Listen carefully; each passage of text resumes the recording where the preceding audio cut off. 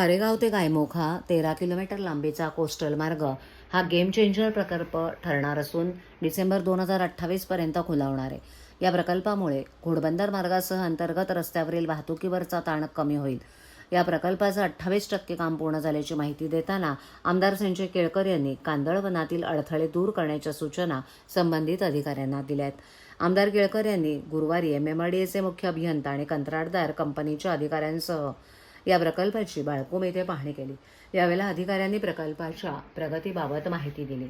खारेगाव बाळकूम ते गायमुख असा ठाणे खाडीच्या काठानं जाणारा हा कोस्टल मार्ग 6 पदरी असेल.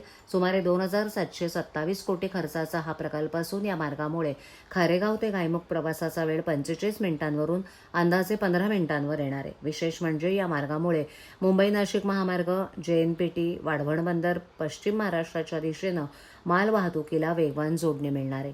6 महिन्यांपूर्वी या प्रकल्पाचं काम सुरू झालं असून 40 महिन्यात हे काम पूर्ण होणार आहे. या मार्गातील काही भाग कांदळवनाच्या ठिकाणी एलिव्हेटेड असून 2028 पर्यंत हे काम पूर्ण होणार असल्याचं केळकर यांनी माध्यमांना सांगितलं. घोडबंदर मार्गावरील अवजड वाहनांच्या वाहतुकीमुळे ठाणेकरांना कोंडीचा सामना वर्षभर करावा लागतो.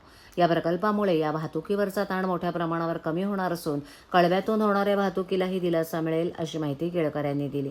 या आढावा बैठकीत आमदार संजय केळकर यांच्यासह संजय पाटील, सूरज दळवी आणि अधिकारी वर्ग उपस्थित होता.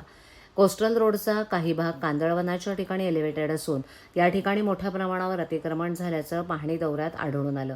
काही ठिकाणी अनधिकृत बांधकामं सुरू आहेत. काही ठिकाणी मोठ्या प्रमाणावर मातीचा भराव टाकण्यात येतोय.